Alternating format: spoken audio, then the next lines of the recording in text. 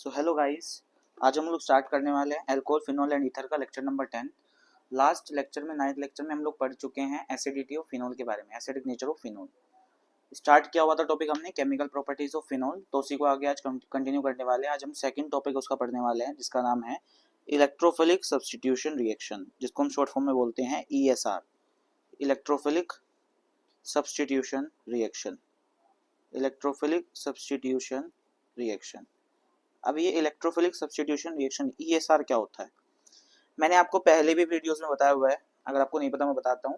Substitution का मतलब क्या होता है? सब्स्टिट्यूशन का मतलब होता है किसी को हटाना और उसकी जगह किसी और को लगा देना, है ना। सब्स्टिट्यूट कर देना, रिप्लेस कर देना एक तरीके से। तो यहाँ पर कौन सब्स्टिट्यूशन कराएगा? इलेक्ट्रोफिलिक लिखा हुआ है तो इलेक्ट्रोफाइल कराएगा सब्स्टिट्यूशन। कौन कराएगा? इलेक्ट्रोफाइल। तो फिनोल के अंदर जो आपको ESR पढ़ना है उसके अंदर आपको दो चीजें पढ़नी है, एक तो पढ़नी है नाइट्रेशन और दूसरा पढ़ना है आपको हेलोजिनेशन। तो स्टार्ट करते हैं। पहला क्या है? फर्स्ट है हमारा नाइट्रेशन।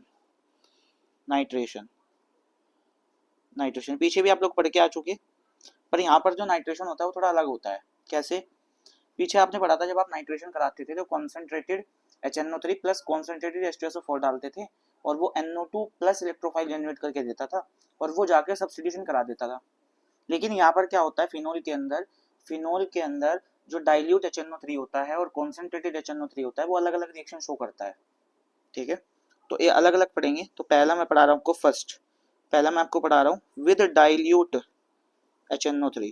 HNO3 क्या होता है? Nitric acid. क्या होता है? Nitric acid. अगर आपने डाइल्यूट नाइट्रिक एसिड डाल दिया तो डाइल्यूट नाइट्रिक एसिड डालने पर फिनोल क्या रिएक्शन शो करता है? तो ये आपके पास फिनोल है। फिनोल क्या होता है? अगेन बेंजीन रिंग होगी, उसकी किसी भी एक कार्बन से डायरेक्टली क्या अटैच होगा? OH। तो ये होता है आपका फिनोल। जैसे ही आप इसके अंदर क्या डालते हैं? जैसे ही आप इसके अंदर डालते हैं डाइल्यूट HNO3, डाइल्यूट HNO3, जैसे ही आप इसके अंदर डाइल्यूट HNO3 डालते हैं तो डाइल्यूट HNO3 डालने पर ये आपको जनरेट करके देता है। क्या जनरेट करके देगा? ये आपको जनरेट करके देगा NO2 प्लस इलेक्ट्रोफाइल। अब ये इलेक्ट्रोफाइल क्या करेगा? इस फिनोल के ऊपर जाकर सब्स्टिट्यूशन कराएगा। सब्स्टिट्यूशन कराने के लिए कहाँ पर जाएगा? सवाल ये है। तो जो आपका ये फिनोल होता है इसके अंदर जो ये OH ग्रुप होता है, इस ऑक्सीजन के पास क्या होते हैं? Lone pair. क्या होते हैं? Lone pair. और ये जो OH ग्रुप होता है वो प्लस M ग्रुप होता है। कैसा होता है? Plus M group. और जितने भी प्लस M ग्रुप होंगे आपके, प्लस M ग्रुप, वो सारे के सारे ऑर्थो पैरा डायरेक्टिंग होते हैं। कैसे होते हैं? Ortho para directing. मैंने आपको फिनोल का रेजोनेंस बताया था। तो फिनोल के रेजोनेंस के अंदर जो नेगेटिव चार्ज डेवलप हो रहा था वो कहाँ कहाँ पर डेवलप हो रहा था? एक ऑर्थो पर, पैरा पर, फिर ऑर्थो पर। कहीं मेटा पर तो डेवलप नहीं हो रहा था। तो आपको ये बात पता होनी चाहिए कि जो मेजोमेरिक इफेक्ट होता है वो मेटा पोजीशन पर बिल्कुल भी नहीं लगता, केवल और केवल ऑर्थो और पैरा पोजीशन पर काम करता है। और जो OH ग्रुप होता है वो प्लस M ग्रुप होता है। कैसा होता है? Plus M group. ठीक है ना। प्लस M ग्रुप मतलब जो इलेक्ट्रॉन डोनेटिंग ग्रुप होते हैं उनको बोला जाता है प्लस M। प्लस प्लस लगता है, जैसे प्लस I प्लस M, है ना। तो जो प्लस M ग्रुप होते हैं वो इलेक्ट्रॉन डोनेटिंग ग्रुप होते हैं जो कि ऑर्थो पैरा डायरेक्टिंग होते हैं, यानी कि अपना इफेक्ट केवल ऑर्थो और पैरा पर ही दिखाएंगे। तो क्या होगा? ऑर्थो या पैरा पर ही क्या जनरेट होगा? Negative charge. तो जो ये पॉजिटिव वाला है, जो NO2 पॉजिटिव है, ये या तो ऑर्थो पर जाकर अटैच होगा या फिर पैरा पर। तो दो प्रोडक्ट बनेंगे। वो दो प्रोडक्ट कौन कौन से होंगे? एक तो बनेगा इससे ऑर्थो नाइट्रोफिनोल, ये आ गया यहाँ पर OH, ये आ गया यहाँ पर NO2। साथ ही साथ इससे दूसरा प्रोडक्ट क्या बन सकता है?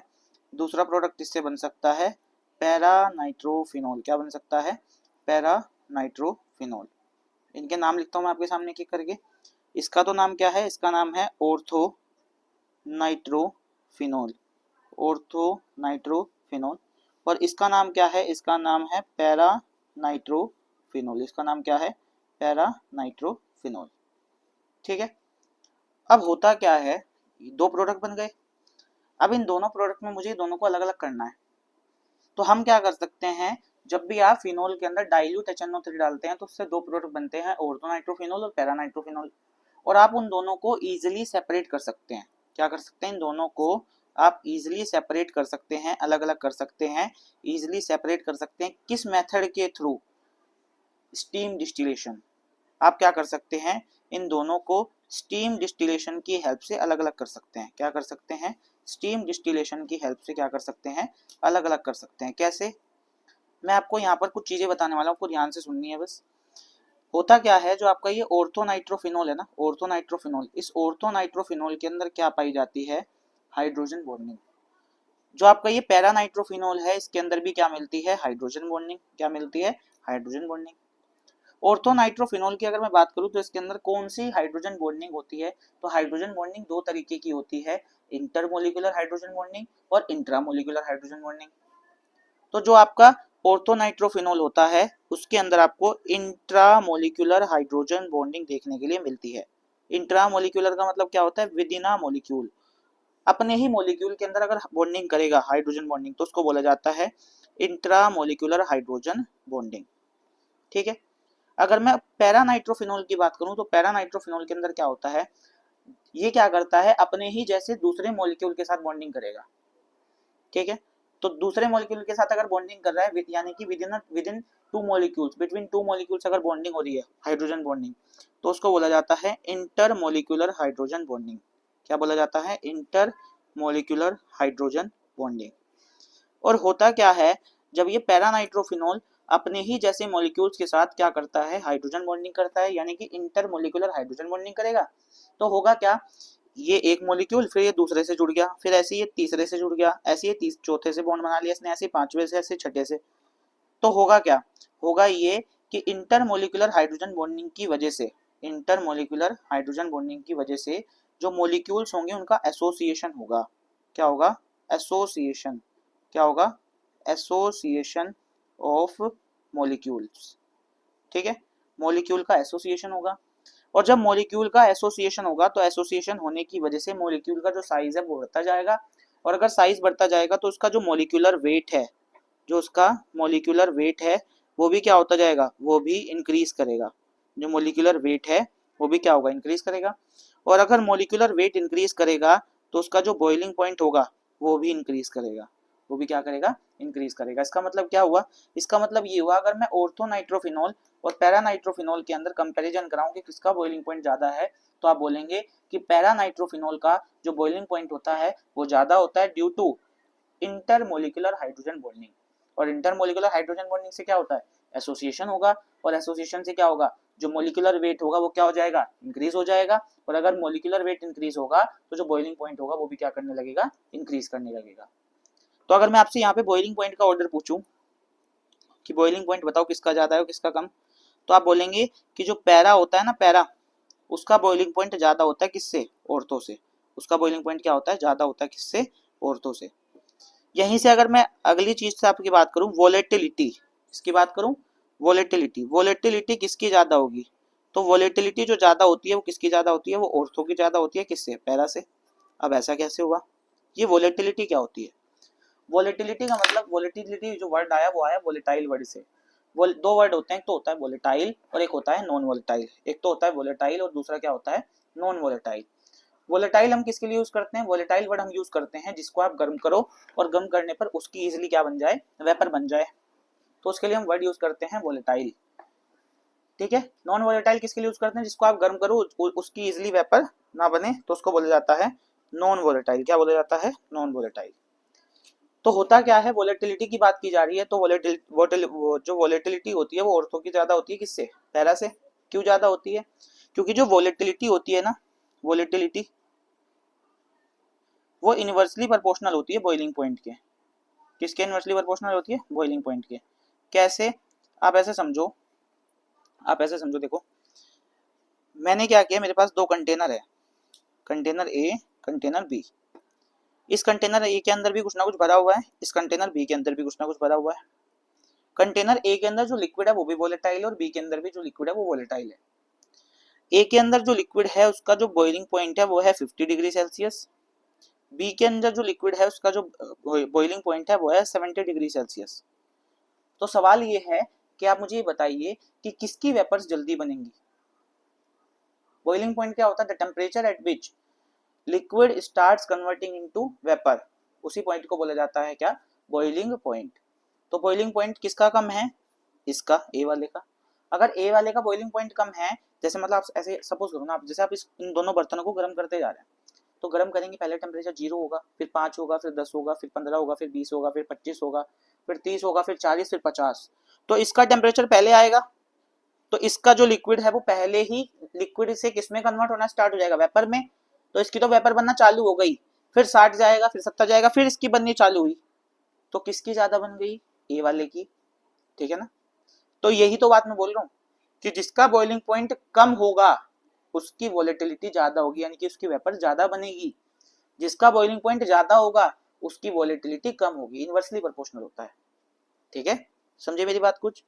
तो यहीं पे हमने बोला था ऊपर अभी, बॉइलिंग पॉइंट किसका ज्यादा होता था, पैरा का, तो वोलेटिलिटी बॉइलिंग पॉइंट की क्या है, इनवर्सली प्रोपोर्शनल। तो पैरा की जो वोलेटिलिटी होगी वो क्या हो जाएगी, कम। पैरा की जो वोलेटिलिटी हो जाएगी वो क्या हो जाएगी, कम, ठीक है।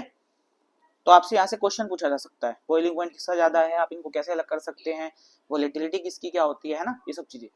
तो ये तो बात हो गई अगर आपने डाइल्यूट HNO3 लिया, क्या लिया, अगर आपने डाइल्यूट HNO3 लिया। अब बात करते हैं अगर आपने इसकी जगह कॉन्सेंट्रेटेड HNO3 ले लिया तो क्या करेंगे, concentrated HNO3 B, concentrated HNO3, concentrated HNO3 अगर आपने लिया तो रिएक्शंस जो होती हैं वो चेंज हो जाती है। कैसे चेंज हो जाती है, आपके पास फिनोल है, फिनोल क्या होता है, बेंजीन रिंग होगी, इससे डायरेक्टली अटैच होगा क्या, OH। आपने इसके अंदर क्या किया, आपने इसके अंदर डाल दिया कॉन्सेंट्रेटेड HNO3। जैसे ही आप कॉन्सेंट्रेटेड HNO3 डालेंगे तो ये आपको क्या जनरेट करके देगा, ये आपको इलेक्ट्रोफाइल जनरेट करके देगा। वो भी कौन सा, वो जनरेट करके देगा आपको NO2 पॉजिटिव, इलेक्ट्रोफाइल जनरेट करके देगा। ये NO2 पॉजिटिव क्या होता है, इतना ज्यादा इफेक्ट दिखाता है कि ये सारे ऑर्थो सारे पैरा पर जाकर बैठ जाएगा। तो बना क्या देगा ये क्या करता है, यहाँ से बना देता है सारे ऑर्थो सारे पैरा पर जाकर चिपक जाएगा। तो यहाँ भी NO2, यहाँ भी NO2 और यहाँ भी क्या आ जाएगा, NO2। इसका नाम क्या होता है, इसका नाम होता है 2,4,6 ट्राई नाइट्रोफिनोल, ट्राई नाइट्रोफिनोल।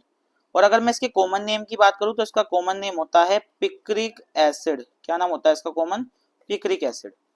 तो जब आप फिनोल को कॉन्सेंट्रेटेड HNO3 के साथ क्या करते हैं, कॉन्सेंट्रेटेड HNO3 के साथ ट्रीट करते हैं तो क्या बनता है, पिक्रिक एसिड 2,4,6 ट्राई नाइट्रोफिनोल। लेकिन एक समस्या है, समस्या क्या है, समस्या ये है कि इसकी जो यील्ड होती है वो क्या होती है, बहुत ही ज्यादा पुअर होती है। कैसी यील्ड होती है, पुअर यील्ड। पुअर यील्ड का मतलब बहुत ही गंदी क्वांटिटी में बनेगा, कम क्वांटिटी में बनेगा। तो इसको अच्छा करने के लिए हम क्या करते हैं, हम इसका एक अल्टरनेट मेथड ढूंढा हुआ है ताकि इसकी जो यील्ड हो वो बहुत ही ज्यादा अच्छी हो जाए। वो अल्टरनेट मेथड क्या है, वो अल्टरनेट मेथड ये है कि आपके पास फिनोल होगा, इस फिनोल का आप नाइट्रेशन कराने से पहले सल्फोनेशन करा दो। क्या करा दो, सल्फोनेशन। सल्फोनेशन कैसे कराएंगे, आप इसके अंदर डाल दो कॉन्सेंट्रेटेड H2SO4, ठीक है, और कितने इक्विवेलेंट्स, 2 इक्विवेलेंट्स डाल दो। और ये आपको क्या जनरेट करके देगा, ये आपको जनरेट करके देगा SO3 इलेक्ट्रोफाइल, ठीक है। और ये SO3 इलेक्ट्रोफाइल क्या करेगा, इसके ऑर्थो और पैरा पर 2 इक्विवेलेंट है ना, तो 2 SO3 मिलेंगे, तो एक ऑर्थो और एक पैरा पर जाकर क्या करा देगा, सब्स्टिट्यूशन करा देगा। और सब्स्टिट्यूशन कराने के बाद क्या बना देगा, ये बना देगा आपका कुछ ऐसा, यहाँ पर तो आ जाएगा OH, ठीक है, यहाँ पर आ जाएगा SO3, यहाँ पर भी क्या आ जाएगा SO3, और साथ में क्या हो जाता है, H लग जाता है, और यहाँ पे भी क्या आ जाएगा H। मिलता है SO3 इलेक्ट्रोफाइल है, जुड़ता है SO3H है, ठीक है ना। मैकेनिज्म जब आप पढ़ोगे तो आपको समझ में आएगा कि मिलता तो क्या है SO3, लेकिन जाकर अटैच क्या होता है, SO3H। इसका नाम क्या होता है, अगर इसके नाम की बात करूं तो इसका नाम होता है 2,4 डाई सल्फोनिक एसिड। क्या होता है, 2,4 डाई सल्फोनिक एसिड, ठीक है, 2,4 डाई सल्फोनिक एसिड। ये हमने किया क्या, ये हमने किया, इस प्रोसेस को बोला जाता है सल्फोनेशन। क्या बोला जाता है, सल्फोनेशन। ये क्या हमने, सल्फोनेशन। अब सल्फोनेशन करने के बाद हम क्या करेंगे, अब जब आपके पास ये 2,4 डाई सल्फोनिक एसिड बन गया, अब इसके अंदर हम डाल देंगे कॉन्सेंट्रेटेड HNO3। क्या डाल देंगे, कॉन्सेंट्रेटेड HNO3। जैसे ही हम इसके अंदर कॉन्सेंट्रेटेड HNO3 डालेंगे तो डालते ही क्या होगा, ये आपको फिर से क्या जनरेट करके देगा, ये आपको जनरेट करके देगा NO2 पॉजिटिव इलेक्ट्रोफाइल। क्या जनरेट करके देगा, NO2 पॉजिटिव इलेक्ट्रोफाइल। और ये NO2 पॉजिटिव इलेक्ट्रोफाइल क्या करेगा, अब जो फिनोल है उसके सारे ऑर्थो और सारे पैरा पर क्या करेगा, जाकर सब्स्टिट्यूशन करा देगा, और क्या बन जाएगा, फिर से दोबारा से पिक्रिक एसिड। क्या बन जाएगा, पिक्रिक एसिड। क्या बन गया, पिक्रिक एसिड। अब यहाँ पर क्या हुआ, पहले जो हम रिएक्शन कर रहे थे उसके अंदर जो ईल्ड थी पिक्रिक एसिड की वो क्या थी, पुअर थी। यहाँ पर जो ईल्ड होती है वो गुड ईल्ड होती है। कैसी होती है, गुड ईल्ड। क्या होती है, गुड ईल्ड, यानी कि अच्छी क्वांटिटी में बनेगा। और ये हुआ क्या यहाँ पर, पहले तो हुआ था सल्फोनेशन, अब क्या हुआ यहाँ पर, अब हुआ डीसल्फोनेशन। क्या हुआ ये, डीसल्फोनेशन। आपको आप इसको बोल सकते हैं नाइट्रो डीसल्फोनेशन। ठीक है, क्या बोल सकते हैं, नाइट्रो डीसल्फोनेशन। ऐसा क्यों कराया हमने, ऐसा इसलिए कराया है क्योंकि जो SO3 होता है, जो SO3 इलेक्ट्रोफाइल होता है वो कम विड्रॉइंग नेचर का होता है। ठीक है ना, और जो NO2 इलेक्ट्रोफाइल होता है, NO2 प्लस, वो ज्यादा विड्रॉइंग नेचर का होता है। तो इसलिए हम पहले क्या कराते हैं, पहले कम विड्रॉइंग नेचर वाले से सल्फोनेशन करा के, है ना, और सल्फोनेशन करा के उससे क्या बना लेते हैं 2,4 डाइसल्फोनिक एसिड, और फिर हम इसका क्या करा देते हैं डीसल्फोनेशन, नाइट्रो डीसल्फोनेशन। इससे क्या होता है, जो ईल्ड होती है ना पिक्रिक एसिड की वो अच्छी हो जाती है। ठीक है, तो इसलिए हम ऐसा करते हैं। समझे मेरी बात, ये तो बात हो गई किसकी, नाइट्रेशन की। किसकी बात हो गई, नाइट्रेशन की। आगे पढ़ते हैं हम हेलोजिनेशन। क्या पढ़ते हैं, हेलोजिनेशन। तो हेलोजिनेशन की बात करते हैं। सेकंड आपका क्या है, सेकंड आपका हेलोजिनेशन। और हेलोजिनेशन में भी हम यहाँ पर स्पेसिफिकली बात करने वाले हैं ब्रोमिनेशन की। किसकी बात करने वाले हैं, ब्रोमिनेशन की। अब ब्रोमिनेशन में भी यहाँ पर दो केसेस बनते हैं। तो दोनों केसेस रिएजेंट के ऊपर बेस्ड हैं कि रिएजेंट आप क्या ले रहे हैं। तो दो केस बनेंगे, मैं आपको दो जगह बता रहा हूँ उसको। पहला हम पढ़ रहे हैं मोनोब्रोमिनेशन। क्या पढ़ रहे हैं, मोनोब्रोमिनेशन। नाम से समझ में आ गया होगा, यानी कि जो ब्रोमिनेशन होगा वो केवल एक ही बार होगा।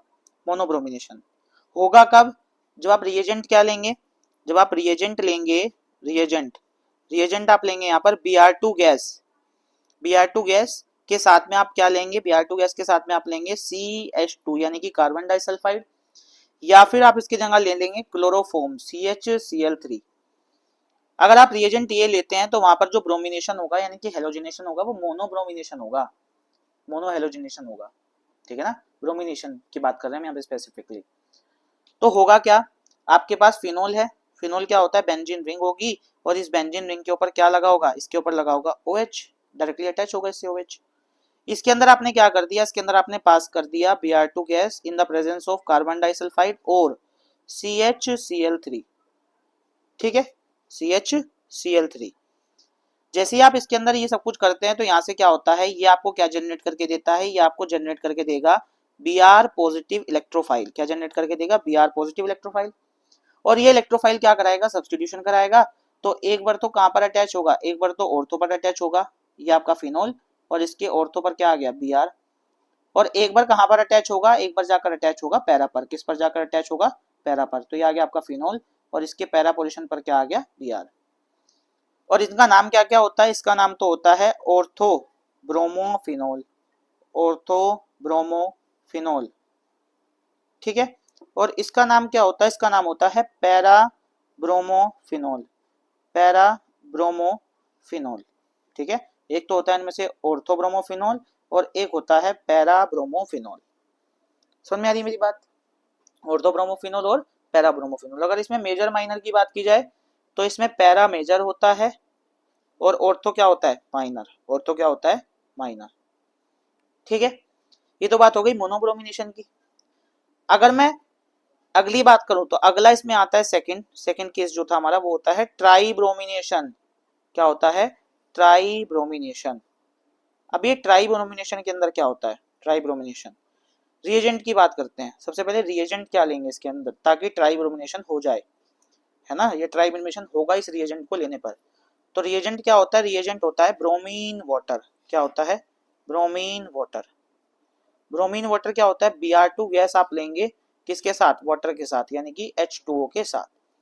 इसी को बोला जाता है ब्रोमीन वाटर। क्या बोला जाता है, ब्रोमीन वाटर। तो जैसे ही आप क्या करेंगे, आपके पास फिनोल होगा और फिनोल के अंदर आप क्या डालेंगे, ब्रोमीन वाटर। जैसे ही आप इसके अंदर ब्रोमीन वाटर डालेंगे तो ब्रोमीन वाटर डालते ही यहाँ से क्या बनता है, ब्रोमीन वाटर डालते ही यहाँ से बनता है 2,4,6 ट्राई ब्रोमोफिनोल, 2,4,6 ट्राई ब्रोमोफिनोल। ये बन गया। इसका नाम क्या होता है, इसका नाम होता है 2,4,6 ट्राई ब्रोमोफिनोल। ये इसका नाम होता है। ठीक है, 2,4,6 ट्राई ब्रोमोफिनोल। ऐसा क्यों हुआ, सवाल ये कि ऐसा क्यों हुआ। ऐसा इसलिए हुआ क्योंकि जो फिनोल होता है ना, फिनोल फिनोल क्या होता है, बेंजीन रिंग, इसके ऊपर OH अटैच होगा। ये क्या करता है, ये पानी के साथ रिएक्शन करेगा और पानी के अंदर जाते ही ये रिलीज कर देता है H पॉजिटिव आयन। आपने छोटी क्लासेस में पढ़ा है, अकॉर्डिंग टू अरेनियस एसिड वो सब्सटेंसेस होते हैं जो पानी के अंदर डिसोल्व करने पर क्या रिलीज कर देते हैं, H पॉजिटिव आयन। तो ये भी क्या करेगा, पानी के अंदर जैसे आप इसको डिसोल्व करोगे तो H पॉजिटिव आयन को रिलीज कर देगा और क्या बना लेगा, इसका नाम क्या होता था, इसका नाम होता था फिनोक्साइड आयन। और फिनोक्साइड आयन की स्टेबिलिटी ज्यादा होती है फिनोल से, है ना, भयंकर तरीके से एक्टिवेटिंग होता है। मतलब कि अगर मैं आपसे बात करूं, अब मैंने आपको अभी ऊपर बताया था कि जो OH होता है वो प्लस M ग्रुप होता है। कैसा ग्रुप होता है, अगर मैं प्लस M पावर की बात करूं तो जो प्लस M पावर होती है ना, प्लस M पावर की अगर मैं बात करूं तो वो O नेगेटिव की बहुत ज्यादा होती है, किससे, OH से, फिनोल के OH से क्या होती है, ज्यादा होती है, किससे, O नेगेटिव, O नेगेटिव की जो प्लस M पावर होती है, ठीक है, जो O नेगेटिव की प्लस M पावर होती है वो OH से क्या होती है, बहुत ही ज्यादा होती है। ये भयंकर तरीके से एक्टिवेटिंग होता है और ज्यादा एक्टिवेटिंग होने की वजह से ही क्या होता है, यहाँ पर 2,4,6 ट्राइब्रोमोफिनोल बनता है, यानी कि ट्राइब्रोमिनेशन हो जाता है। ये सब कुछ हो किसकी वजह से रहा है, ये सब कुछ हो रहा है सोलवेंट की वजह से, इस वाटर की वजह से सब कुछ हो रहा है, ठीक है, ये बात आपको ध्यान रखनी है। अब यहीं पर आपके एनसीईआरटी के अंदर एक क्वेश्चन दिया हुआ है। क्वेश्चन क्या है, मैं आपको क्वेश्चन करा देता हूँ। क्वेश्चन क्या है, क्वेश्चन है write the structures of the question, write the structures, write the structures of the major products expected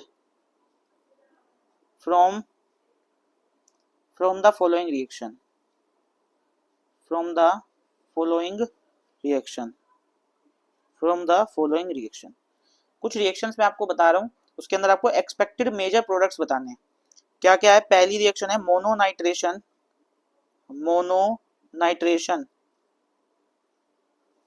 of 3 methyl phenol. अगर मेरे पास 3 मिथाइल फिनोल है, इस 3 मिथाइल फिनोल का मैं क्या करा रहा हूँ, इस 3 मिथाइल फिनोल का मैं क्या करा रहा हूँ, मोनोनाइट्रेशन। तो क्या होगा, एक्सपेक्टेड मेजर प्रोडक्ट बताओ क्या बनेगा। तो पहले तो इसको करते हैं, 3 मिथाइल फिनोल क्या होता है, पहले तो फिनोल बना लो, ये आ गया आपका फिनोल।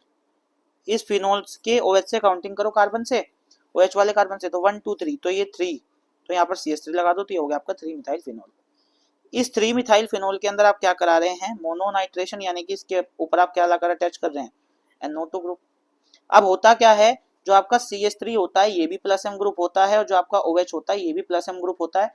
तो जो NO2 पॉजिटिव होगा किसके हिसाब से चलेगा, तो आपको ध्यान रखना है जो OH होता है उसका प्लस M पावर ज्यादा होता है CH3 से। तो जो NO2 पॉजिटिव इलेक्ट्रोफाइल होगा वो OH के हिसाब से जाएगा। और OH कैसा होता था, ऑर्थो पैरा डायरेक्टिंग। और ऑर्थो और पैरा कौन कौन से होते हैं, देखो ये तो है आपका ऑर्थो, ये आपका पैरा और ये है आपका ऑर्थो। किस पर जाए, होता क्या है, अगर ये यहाँ पर आ जाता है तो OH भी बल्कि ग्रुप है, CH3 भी बल्कि ग्रुप है, तो इसके बीच में क्या आ जाएगा, इनके बीच में रिपल्शंस आ जाएंगे, ठीक है। फिर ये पैरा पर भी नहीं जाता, तो जाता कहाँ है, ये जाता है सीधा ऑर्थो पर, इस वाले ऑर्थो पर जाएगा। और इस वाले ऑर्थो पर जाकर ही क्या बनाएगा, मेजर प्रोडक्ट बनाएगा। क्या बनाएगा, मेजर प्रोडक्ट बनाएगा। तो क्या बनेगा, ये बनेगा आपका कुछ ऐसा, यहाँ पर तो आ जाएगा OH, यहाँ पर रहेगा आपका क्या CH3 और इस वाली पोजीशन पर क्या आ जाएगा NO2। दूसरा क्वेश्चन क्या है, दूसरा है di nitration of 3 methyl phenol. इसी का ही अगर मैं क्या करा दूं, इसी का ही अगर मैं करा दूं, डाई नाइट्रेशन करा दूं, तो बताओ कि प्रोडक्ट आपका क्या बनेगा, di nitration of 3 methyl phenol. 3 methyl phenol का मैं क्या करा दूं, डाई नाइट्रेशन करा दूं, तो बताओ क्या बनेगा 3 मिथाइल फिनोल का, 3 मिथाइल फिनोल। तो पहले तो 3 मिथाइल फिनोल बना लो, अभी ऊपर बताया था मैंने आपको, ये हो गया आपका 3 मिथाइल फिनोल। इसका क्या कराना है, डाई नाइट्रेशन। नाइट्रेशन के लिए क्या होगा, NO2 पॉजिटिव इलेक्ट्रोफाइल होगा, इस बार 2 है। OH की प्लस M पावर ज्यादा होती है तो OH के हिसाब से जाएगा, तो एक बार या तो ऑर्थो पर जाएगा या पैरा पर जाएगा। कौन से ऑर्थो और कौन से पैरा पर जाएगा, इस वाले ऑर्थो पर तो रिपल्शन ज्यादा है तो यहाँ तो जाएगा नहीं। तो बचे कौन कौन से, एक ऑर्थो एक पैरा बचा, तो वहीं पर जाएगा। तो आंसर क्या बनेगा, आंसर बनेगा यहाँ पर तो आ जाएगा OH, यहाँ पर आ जाएगा क्या NO2, यहाँ पर भी क्या अटैच हो जाएगा NO2 और यहाँ पर पहले से क्या अटैच है CH3, ठीक है। तीसरा सवाल क्या है इसके अंदर, तीसरे सवाल की अगर बात की जाए, तीसरा क्वेश्चन है मोनोनाइट्रेशन ऑफ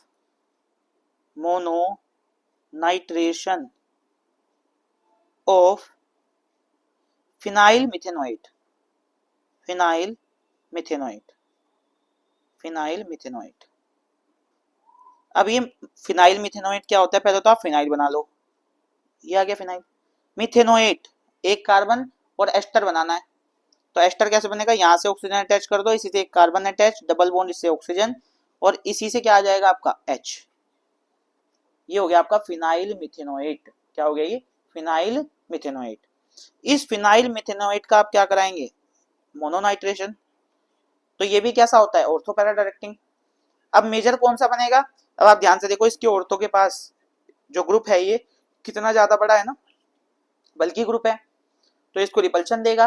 तो जो मेजर बनेगा वो किससे बनेगा, पैरा से बनेगा। किससे बनेगा, पैरा से। तो जो आपका आंसर होगा वो क्या बनेगा, वो बनेगा आपका, ये रिंग होगी आपकी, यहाँ पर क्या अटैच है, O C double bond O H, और इस वाली पोजीशन पर क्या कर आपका अटैच हो जाएगा, NO2। क्या अटैच हो जाएगा, NO2। ठीक है, तो ये आपका क्वेश्चन था, और ये हमारा यहाँ पर इलेक्ट्रोफिलिक सब्स्टिट्यूशन रिएक्शन खत्म हो गया। ठीक है, इससे आगे जो हम पढ़ेंगे वो अगली वीडियो में पढ़ेंगे। अगले वीडियो में हम क्या पढ़ेंगे, एस्टेरिफिकेशन। ठीक है, एस्टेरिफिकेशन के बाद हमें क्या पढ़ना है, एस्टेरिफिकेशन के बाद हम लोग पढ़ेंगे aspirin formation, Kolbe's reaction, Reimer Tiemann reaction, reaction with phenol, reaction of phenol with zinc dust, oxidation and coupling reaction. ये सारा हम अगली वीडियो के अंदर कवर करेंगे। आई होप आप लोगों को समझ में आया होगा, और रिवीजन करना है आप लोगों को जरूर, बिना रिवीजन के कुछ नहीं होगा। ठीक है।